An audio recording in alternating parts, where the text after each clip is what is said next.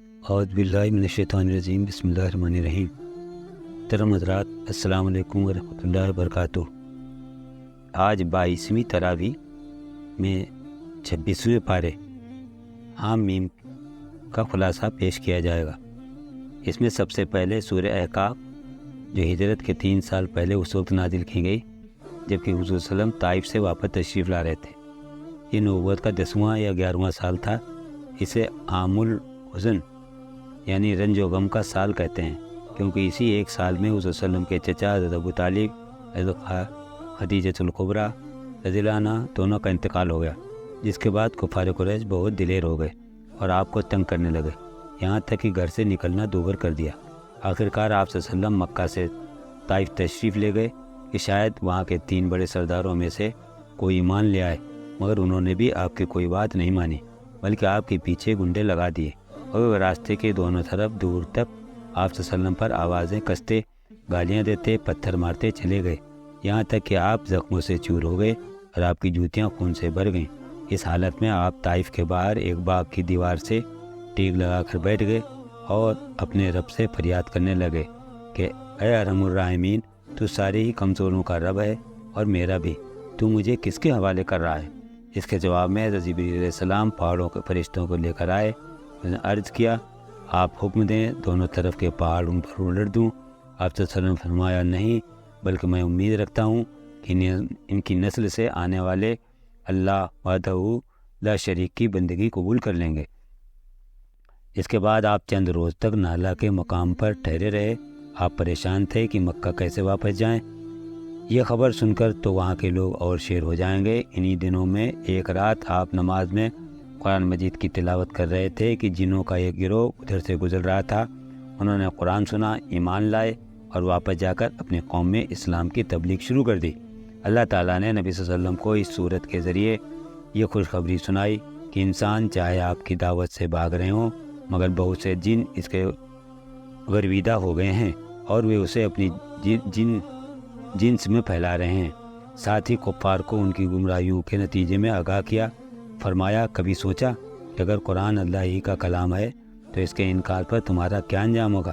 پھر یہ واضح کیا کہ ماں باپ کے حقوق کی ادائیگی کا شعور انسان کو خدا کے حقوق کے شعور کی طرف اور مادر پدر آزادی گمراہی کی طرف لے جاتے ہیں۔ چنانچہ فرمایا، ہم نے انسان کو ہدایت کی کہ وہ اپنے والدین کے ساتھ نیک سلوک کرے۔ اس کی ماں نے مشقت اٹھا کر اسے پیٹ میں رکھا اور مشقت اٹھا کر اس کو جنا اور حمل اور دودھ چھڑانے میں 30 مہینے لگ گئے، یہاں تک کہ وہ جوانی تک پہنچ گیا، اور اب اگر وہ ان نعمتوں کا شکریہ ادا کرتا ہے تو اللہ نے اس کو اور اس کے والدین کو عطا کی، اور ایسے نیک عمل کرتا ہے جس سے خدا راضی ہو، تو اس طرح کے لوگوں سے ہم ان کے بہترین اعمال کو قبول کرتے ہیں اور ان کی لغزشوں سے درگزر کر جاتے ہیں۔ یہ جنتی لوگوں میں شامل ہوں گے، اور جو نافرمان بن کر اپنے والدین سے جھگڑا کرتے ہیں، خصوصاً اس بات پر کہ وہ انہیں خدا کی اطاعت پر آمادہ کریں، وہ لوگ ہیں جس پر عذاب کا فیصلہ چسپاں ہو چکا ہے۔ اور پھر جب یہ نافرمان آگ کے سامنے کھڑے کیے جائیں گے تو ان سے کہا جائے گا، تم اپنے حصے کی نعمتیں اپنی دنیاوی زندگی میں ختم کر چکے اور تم نے ان کے مزے اڑا لیے۔ اب جو تکبر تم زمین پر بغیر کسی حق کے کرتے رہے، جو نافرمانیاں تم نے کی، ان کے بدلے میں آج تم کو ذلت کا عذاب دیا جائے گا۔ پس اے نبی صلی اللہ علیہ وسلم، صبر کیجیے جس طرح اولو العزم رسولوں نے صبر کیا ہے، اور ان کے معاملے میں جلدی نہ کیجیے۔ جس روز یہ لوگ اس چیز کو دیکھیں گے جس کا انہیں خوف دلایا جا رہا ہے، تو انہیں یوں معلوم ہوگا جیسے دنیا میں وہ ایک گھڑی بھر سے زیادہ نہیں رہے۔ بات پہنچا دی گئی، اب کیا نافرمان لوگوں کے سوا اور کوئی ہلاک ہوگا؟ سورہ محمد میں اللہ تعالیٰ نے بغیر کسی تمہید کے اعلان کر دیا کہ جن لوگوں نے کفر کا رویہ اختیار کیا اور اللہ کے راستے سے روکا، اللہ نے ان کے تمام اعمال ضائع کر دیے، اور جو لوگ ایمان لائے انہوں نے اچھے عمل کیے، اس نے ان سے برائیاں دور کر دی اور ان کا حال سنوار دیا۔ پھر فرمایا، جب ان کافروں سے تمہارے مقابلے کی نوبت آئے تو ان کی گردنیں اڑا دو، یہاں تک کہ جب ان کو اچھی طرح چور چور کر دو تو ان کو مضبوطی سے باندھ لو۔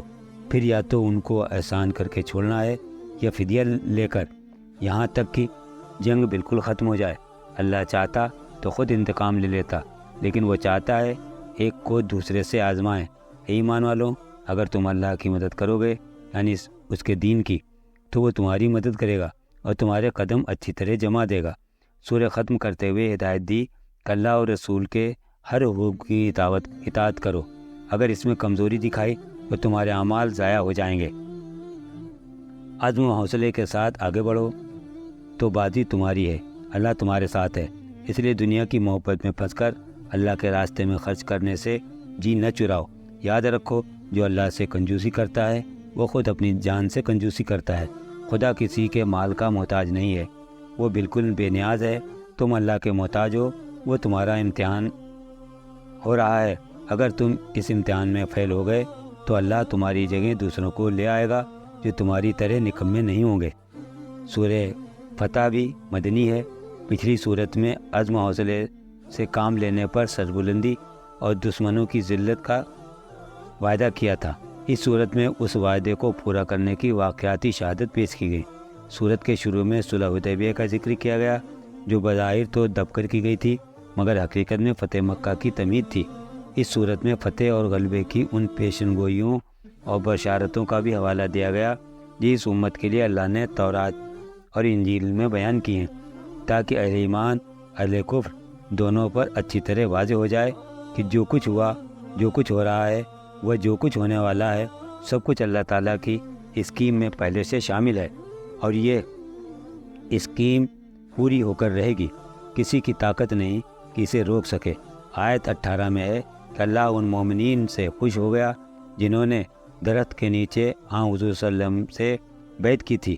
ان کے دلوں کا حال اللہ کو معلوم تھا، اس لیے اللہ نے ان پر یہ سکینت نازل فرمائی اور انعام میں ان کو قریبی فتح بخشی اور بہت مال غنیمت انہیں عطا کر دیا جسے وہ عنقریب حاصل کر لیں گے۔ اللہ زبردست اور حکیم ہے۔ بیت رضوان میں شریک ہونے والے جانثار صحابہ کی پذیرائی اللہ تعالیٰ نے رہتی دنیا تک تمام مسلمانوں کو بتائی۔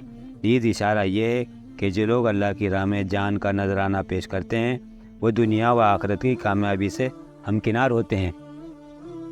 چنانچہ سورت کے آخری حصے میں اعلان کیا جاتا ہے، وہی ہے جس نے بھیجا اپنے رسول کو اور جو ان کے ساتھ ہیں وہ کفار پر سخت آپس میں رحم دل ہیں۔ اس کے فضل اور خشنودی کی طلب میں رکوع اور سجدے میں سرگرم۔ ان کی مثال تورات میں ہے، انجیل میں ہے۔ ان کی مثال یوں ہے کہ جیسے کھیتی ہو جس نے اپنی سوئی نکالی، پھر اس کو سہارا دیا، پھر وہ سخت ہو گئی، پھر وہ تنے پر کھڑی ہو گئی۔ اللہ نے اس مثال سے واضح کر دیا غلبہ تو ضرور ہوگا مگر آہستہ آہستہ ظاہر ہوگا۔ ساتھ ہی تسبیح کی کہ یہ وعدہ ان میں سے ان لوگوں کے ساتھ ہے جو ایمان اور عمل دونوں میں سچے اور پکے ہوں گے۔ اس کے بعد سورہ الحجرات دراصل مسلمانوں کی بیان کردہ صفت آپس میں رحم دل ہیں کی تصویر ہے۔ اس میں بتایا گیا ہے محمد صلی اللہ علیہ وسلم کے کسی حکم پر کوئی مسلمان اپنی رائے کو مقدم کرنے کی کوشش نہ کرے۔ مسلمانوں کا معاملہ آپس میں اخوت یعنی بھائی چارے پر ہونا چاہیے، نہ کہ پارٹی اور گروہ بندی کی بنیاد۔ کسی کو اپنے سے کمتر سمجھنا، برے نام سے پکارنا، غیبت کرنا دلوں میں نفرت پیدا کرنے کا سبب ہے۔ ان سے بچو۔ کسی کے عیبوں کی ٹوہ میں نہ لگو۔ اللہ کے ہاں عزت اور احترام کا معیار صرف تقویٰ ہے۔ اسلام قبول کر کے اللہ پر احسان نہ جتاؤ، یہ تو اللہ کا احسان ہے کہ اس نے تمہیں اسلام اور نیکی کی توفیق بخشی۔ اگر اس کا حق ادا کرو گے تو بھرپور صلہ پاؤ گے۔ اس صورت میں بہت سی معاشرتی احکامات دیے گئے ہیں۔ نمبر 1 بتایا گیا، اے ایمان والو، اللہ و رسول کے آگے پیش قدمی نہ کرو اور اللہ سے ڈرو، اللہ سننے اور جاننے والا ہے۔ نمبر 2 مومنو، نبی صلی اللہ علیہ وسلم کی آواز پر اپنی آواز بلند نہ کرو جیسا کہ تم آپس میں باتیں کرتے ہو۔ نمبر 3 نبی صلی اللہ علیہ وسلم کی شان میں گستاخی سارے اعمال کے عقارت ہونے کا سبب ہے۔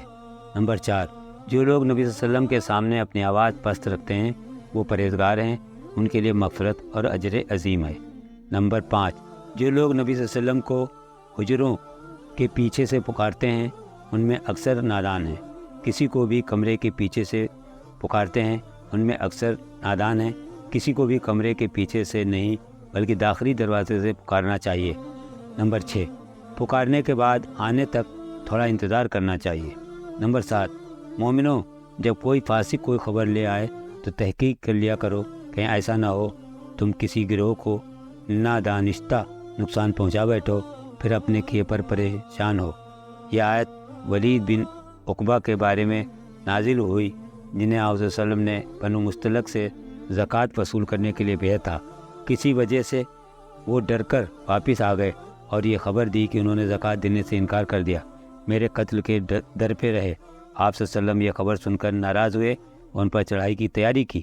اتنے میں قبیلے کے سردار حارث بن جزار آئے، بتایا کہ ہمارے پاس زکوٰۃ لینے کوئی آیا ہی نہیں۔ اس نازک موقع پر ذرا سی عجلت عظیم غلطی کا سبب بن جاتی ہے۔ نمبر 7، مسلمانوں کے درمیان رسول کی ذات موجود ہے، ہر معاملے میں اپنی بات نبی سے نہیں منوانی چاہیے، نہ ہی کسی بات پر اصرار کرنا چاہیے۔ نمبر 8، مومنوں کے دو گروہ آپس میں لڑ پڑیں تو بقیہ مسلمانوں کو تماشا نہیں دیکھنا چاہیے، ان کے درمیان صلح و صفائی میں عدل سے کام لینا چاہیے کہ اللہ عدل کو پسند کرتا ہے، جانبداری کو نہیں۔ مسلمان ایک دوسرے کا مذاق نہ اڑائیں، ہو سکتا ہے وہ ان سے بہتر ہوں، عورتیں بھی عورتوں کا مذاق نہ اڑائیں، ہو سکتا ہے وہ ان سے بہتر ہوں۔ کسی مسلمان بھائی کو تانا نہ دیا جائے، اپنے بھائی کو تانا دینا اپنے آپ کو تانا دینا ہے، کسی کو برے لقب سے نہ پکارا جائے، مسلمان ہونے کے بعد برے القاب اور نام رکھنا بہت بری بات ہے۔ نمبر 13، بہت زیادہ گمان کرنے سے پرہیز کرنا چاہیے کہ بعض گمان گناہ ہوتے ہیں۔ نمبر 14، ایک دوسرے کی ٹو نہیں رہنا چاہیے، اس سے آپس کا اعتماد متاثر ہوتا ہے۔ نمبر 15، پیٹھ پیچھے کسی مسلمان کی برائی نہ کرنا چاہیے، ایسا کرنا مرے ہوئے بھائی کا گوشت کھانے کے برابر ہے۔ نمبر 14، تمام مسلمانوں کی اصل ایک ماں باپ ہے، ذات برادریوں کی تقسیم صرف پہچان کے لیے ہے، اللہ کے نزدیک سب سے مکرم وہ ہے جو اللہ سے ڈرتا ہو۔ نمبر 17، ایمان لانے کے بعد ایمان کا احسان جتانا صحیح نہیں، جو ایمان لائے گا اس کا فائدہ اسی کو ہوگا جو عمل کرے گا، اللہ اس کو پورا اجر دے گا۔ اللہ زمین و آسمان کی ہر پوشیدہ چیز کا علم رکھتا ہے، جو کچھ تم کرتے ہو وہ سب اس کی نگاہ میں ہے۔ سورہ کاف، اس کے بعد زاریات کے 2 رکوع پڑھے گئے ہیں، جس میں سورہ کاف ہی کی بات کو آگے بڑھایا گیا ہے، ان میں قیامت کے حشر اور نشر کو بیان کیا گیا ہے۔ قرآن نے جب لوگوں کو آگاہ کیا کہ مرنے کے بعد تمہیں از سر نو زندہ کیا جائے گا، تمہیں اپنے رب کے آگے اپنے اعمال اقوال کا جواب دینا ہوگا، تو قریش کے لیڈروں کو یہ بات بڑی ناگوار گزری۔ آج بھی لوگوں کو ناگوار گزرتی ہے، خاص طور پر مسلمان حکمرانوں کو۔ فوراً کہتے ہیں انہیں آسمانوں کی پڑی ہے، زمین پر کیا ہو رہا ہے اس کی خبر نہیں۔ کبھی کہتے ہیں انہیں مرنے کے بعد کی پڑی ہے، زندگی میں کیا ہو رہا ہے اس سے کوئی بحث نہیں۔ کہا گیا انہیں معلوم ہونا چاہیے کہ جسے دور سمجھ رہے ہو بہت قریب ہے، موت آتے ہی پتہ چل جائے گا۔ یہ ہے وہ چیز جسے تو بھاگتا تھا۔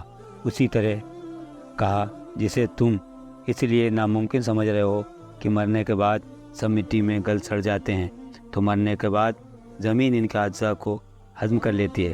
اللہ کو ان سب اجزاء کا پتہ ہے، اور لوگوں کے اقوال و اعمال کا ریکارڈ محفوظ رکھنے کے لیے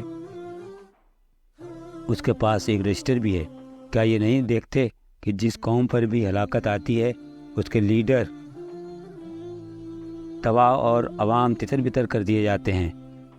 اور اب تو یہ چیز روز ہر جگہ ہو رہا ہے۔ یاد رکھو، لوگوں کے نزدیک حساب کتاب کے دن کا آنا کتنا ہی دشوار ہو، مگر خدا کے لیے اتنا ہی آسان ہے جتنا تمہارے لیے کوئی لفظ منہ سے نکال دینا۔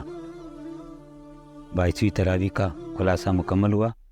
اللہ تعالی ہم سب کو قرآن پڑھنے، سمجھنے، اس پر عمل کی توفیق عطا فرمائے۔ وآخر دعوانا ان الحمدللہ رب العالمین۔